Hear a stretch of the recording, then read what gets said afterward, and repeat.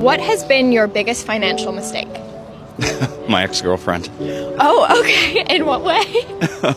Vacations and, just dinners. Just Okay. didn't work out. And this is why she's your ex-girlfriend. This is why. Okay. What has been your biggest financial mistake to date?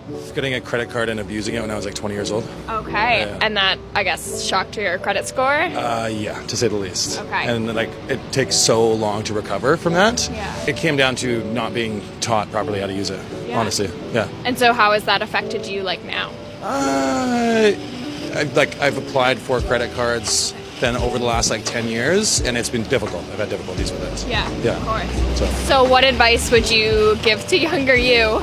search out financial advice, especially for credit cards, and don't use it as a bank card Yeah, at all. definitely. Yeah. Pay it off as soon as you can. Yeah, 100%. definitely. Tell us your biggest money mistake you've ever made. Biggest money mistake would have to be the investment in the solar panels. Oh, what'd you spend on the solar panels? It's 36,000 On a loan? even. Yeah, Nothing down.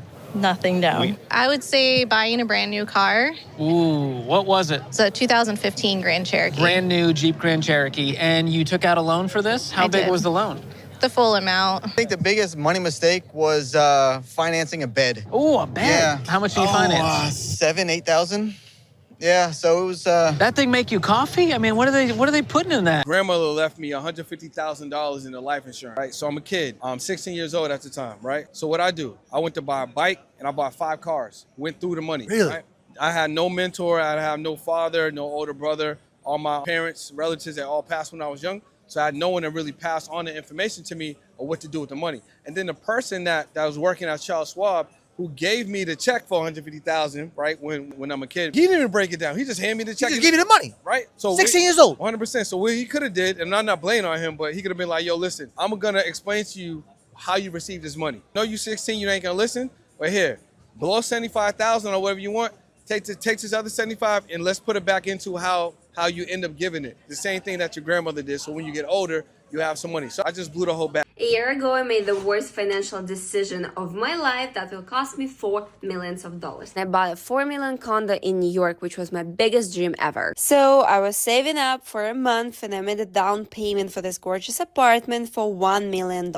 And I started to pay my mortgage monthly for a little bit over $17K. In 17 months of paying for my mortgage, I paid $275K. And honestly, these monthly payments are not a big deal and doesn't feel like a lot of money. But over the years, if you calculate it with the lowest mortgage rate possible, I'm paying a bank $1.5 million.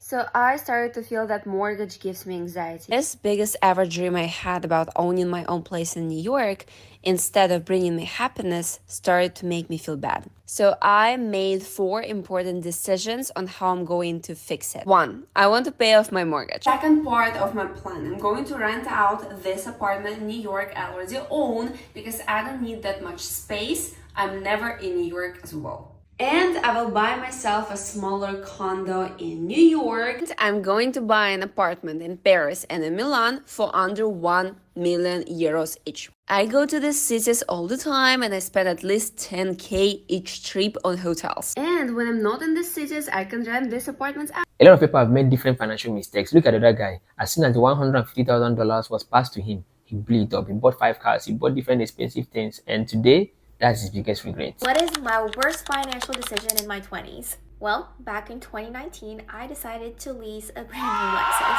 Looking back at it now, I'm just like, what the fuck was I thinking? And to make it worse, I decided to buy it after the lease had ended. Let me explain why it was such a terrible idea. So here's the thing. Back then, I was naive, I was young, I thought leasing was the perfect solution for me to be able to drive a nice car. The monthly payments were a lot lower than if I had bought the car. And I don't know, I just felt like I was treating myself. I thought like, hey, I got investing money now.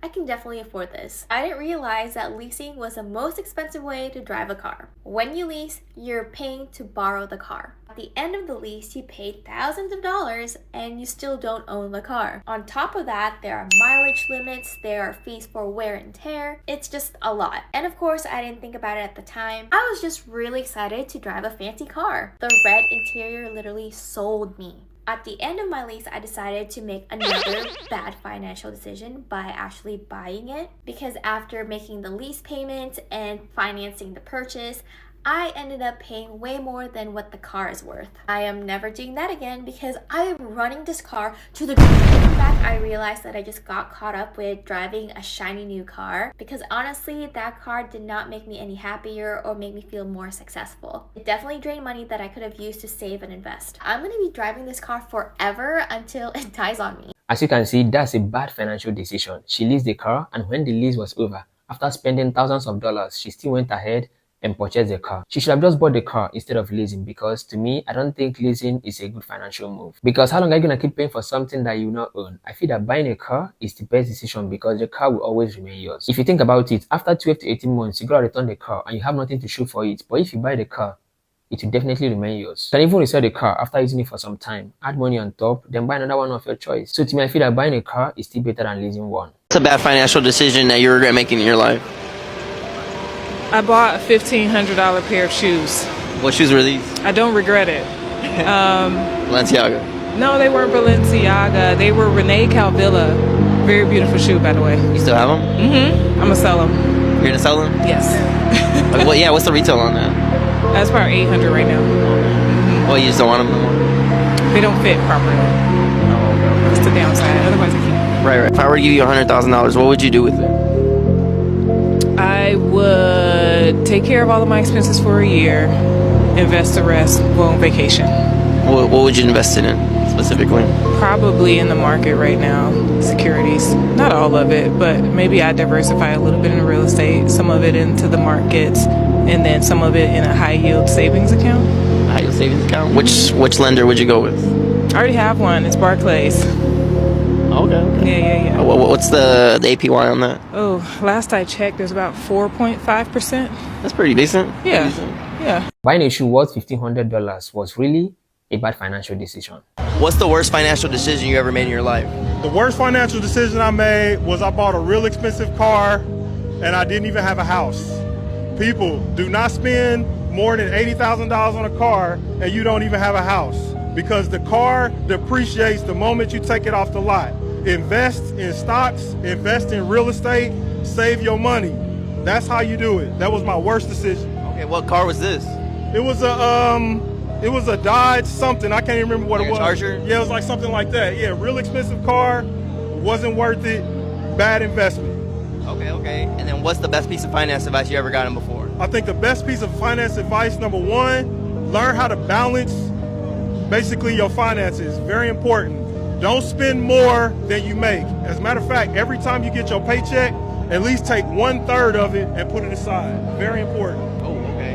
And then last question, hypothetically, if I were to give you $100,000, what would you do with it?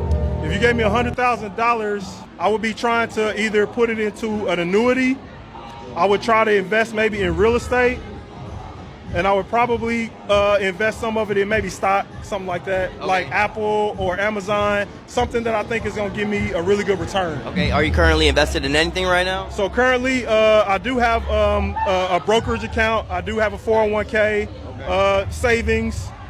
Basically, my plan right now is I want to be able to retire by the age of like 50. That's the goal. Okay, this man on his stuff. People usually prefer looking fancy than actually being rich. The best thing that you can ever do for yourself is to buy things that genuinely make you happy, not because you're doing it to impress anyone or to get social validations. I made a lot of money, but I've made some mistakes too. Here are 4 money mistakes that I've made, and you should learn from them so you don't make them too. Mistake number 1, investing in hype. Back in 2017, we found out that cannabis was about to be legalized in 2018, and I feel like I got a little greedy, and instead of doing my research on the companies, instead of looking at the fundamentals of the cannabis companies that were popping up, instead of literally listening to anything that my dad taught me about investing, I decided to put my money in 2 different cannabis companies without research. I will say, I made a lot of money on one, I lost all my money and more on the other. So it was a learning experience, and something that I think you should never do is invest without doing your research. Mistake number 2, not factoring in all the costs associated with being a landlord. When I purchased my house, I thought that my rent was amazing and I was making about $750 per month. And I'm like, wow, I am making so much money from this investment.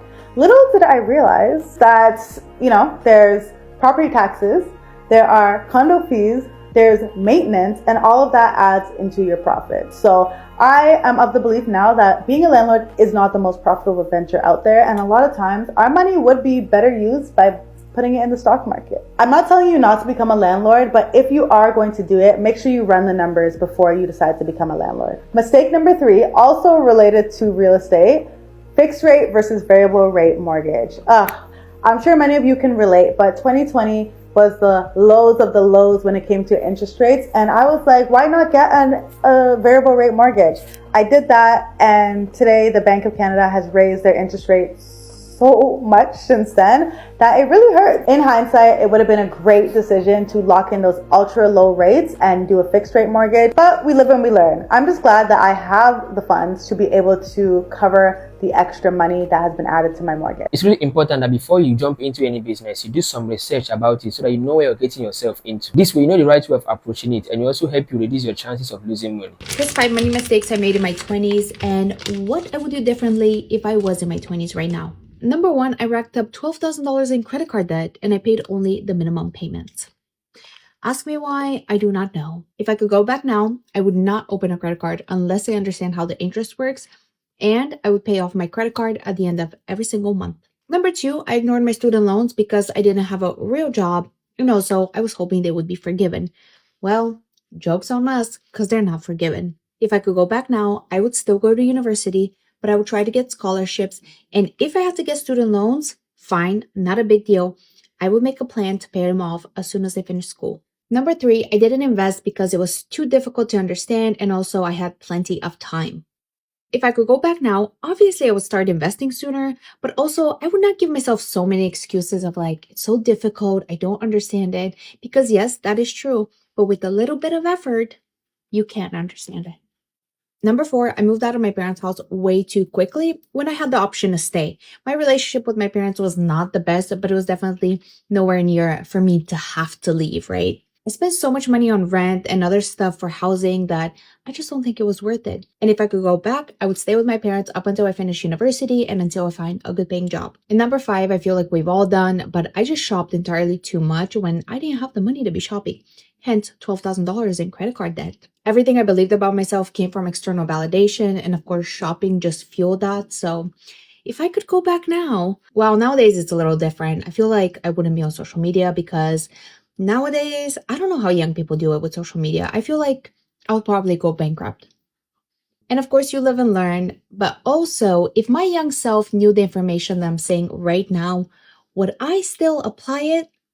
The chances are slim to none. The reason most people make mistakes isn't always because they're naive. Most times, it's simply because they don't want to listen. They want to first make mistakes, then learn from it. And honestly, mistakes usually feels good in the moment, like buying latest stuff, taking vacations you can't afford, instead of saving and investing. But if you really want to level up fast, the best you can ever do for yourself is to learn from others' mistakes, so that I don't have to do the same ones. I blew $30,000 when I turned 18. When I was 5 years old, we got in a super crazy car accident and we got crazy insurance money out of it, all of us. Mine just happened to be like a bunch because I had a lot of trauma to me and a lot of injuries. Could not touch that money until I turned 18. So on my 18th birthday, my mom and I literally that following weekend drove to New Jersey and cashed my check. I had $30,000 just sitting in my bank account. Insane as an 18-year-old.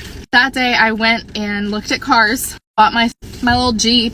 I did not want a car payment, so I just wanted to pay cash. So I went and I bought a car for that. That was probably 10 grand, maybe a little over. I had probably a little over 20,000 left to kind of just have for myself. You think me being the owner of this money now, say, you know what, Mom and Dad, I don't want to touch this. Can you put this away in a savings account that I can't touch, that I can't see, and I won't be tempted? I put that in my PNC 0.1% APY savings account. And then I went into freshman year of college and went around asking every single person what they wanted and what I could buy for them. Swiping my card. You guys want to go to the mall? Sure, let's go buy 4 new pairs of shoes. You guys want to go out? I'll pay for dinner for 10 people. Like, What is wrong with me? You guys want new purses? Everyone gets a Michael Kors.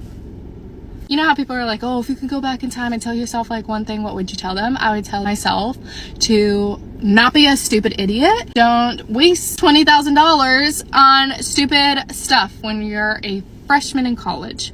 But you know what? Learn from your mistakes.